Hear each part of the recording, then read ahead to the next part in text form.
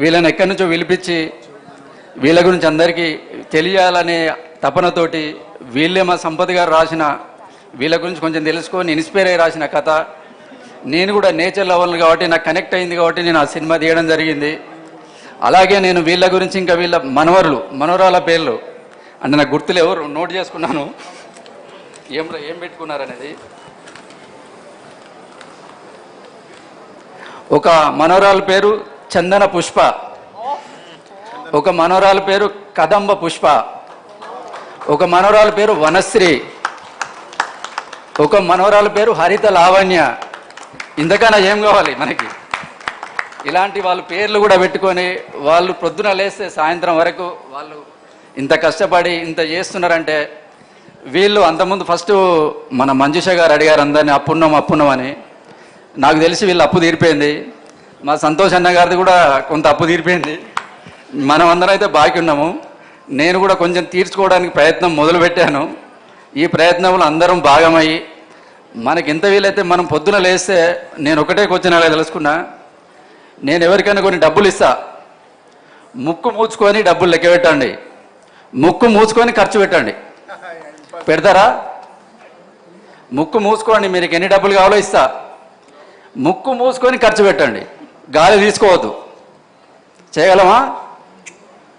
అంటే మనం ప్రొద్దున లేచిన దగ్గర నుంచి ప్రకృతి మీద ఎంత ఆధారపడ్డామో, ప్రకృతి మీద ఎంత జీవిస్తున్నామో, ప్రకృతి లేనిదే మనం ఉండలేము. ప్రకృతికి కోపం వస్తే ఎన్ని విలయతాండవాలు చూసామో మనకు తెలుసు. ప్రకృతికి ఇలా చేస్తున్నారు, వీళ్ళని ఎందుకు మన అందరి ముందు చూపించదలుచుకున్నాం అంటే నా సినిమా కన్నా ఎక్కువ ఇలాంటి వాళ్ళని ఇన్స్పైర్ తీసుకొని ఎంతో కొంత దాన్ని మనం కూడా ముందుకెళ్దాము, మన ప్రయత్నం చేద్దాము, మొక్కలు నాడదాము అనే ఆలోచన. రాజసాగర్ అన్న మక్కన్ సింగ్ గారు అక్కడ మా లోకల్ అది చేశారని తొందరగా ఇన్స్పైర్ అయిపోయి నేను 10 లక్షల మొక్కలు నాడుతున్నాం అన్నారు. మేము కూడా మా ఏరియా ఇప్పుడు మేము కూడా వారి వంతుగా మా తరఫున కూడా కొన్ని మొక్కలు ఇవ్వడానికి మా సింబా టీం తరఫున రెడీగా ఉన్నాము. మీరు ఎప్పుడు పిలిచినా మేము ముందుంటామన్నా.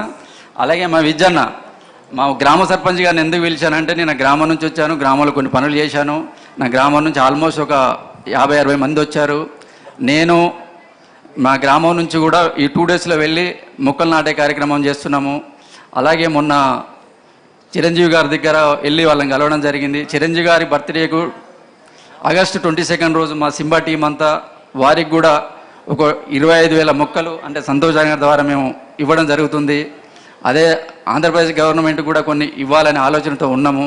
అంటే మా సినిమాతోటి ఏమొచ్చినా దాన్ని మేము మొక్కల రూపంగానే చూపిస్తాము. మీరందరూ మొక్కలను ఇది చేసుకోవాలనే నా ఆలోచన, నా తపన. నేను దీన్ని తీయడానికి ఇన్స్పైర్ అయ్యి డబ్బుల కోసమో దేనికోసమో చేయలేదు. చాలా రోజుల నుంచి కథలు వింటున్నాము. ఇది ఇన్స్పైర్ అయ్యి చేసిన సినిమా.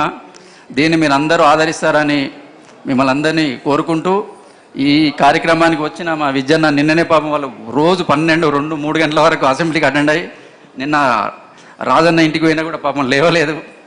ఇంట్లో సిస్టర్కి చెప్పేసి వచ్చినాము, తప్పకుండా పంపిస్తా అన్నారు. వారు వచ్చినందుకు వారికి ప్రత్యేకంగా కృతజ్ఞతలు తెలియజేసుకుంటూ రమేష్ రెడ్డి గారు సూర్యాపేట నుంచి ఈ కార్యక్రమానికి వచ్చినందుకు వారికి కూడా మా ప్రత్యేక సింబా టీం తరఫున కృతజ్ఞతలు తెలియజేసుకుంటూ సంతోష్ అన్న అయితే మాకు ఎంతో చేశారు. ఇప్పుడు చెప్తే అది ఎక్కువైపోతుంది, అది చేసిందని చెప్పకూడదు. సినిమా టైంలో చాలా చేశారు. వారు చేసింది మాకు ఎన్నో లొకేషన్స్, మంచి లొకేషన్స్ ఇచ్చారు. ఆ టైంలో మేము షూటింగ్ చేశాం కాబట్టి చాలా మంచి సినిమా చేస్తారని చాలా ఎంకరేజ్ చేశారు. దీనికి వారి టీం కూడా రాఘవన్న వీళ్ళందరూ సపోర్ట్ చేశారు.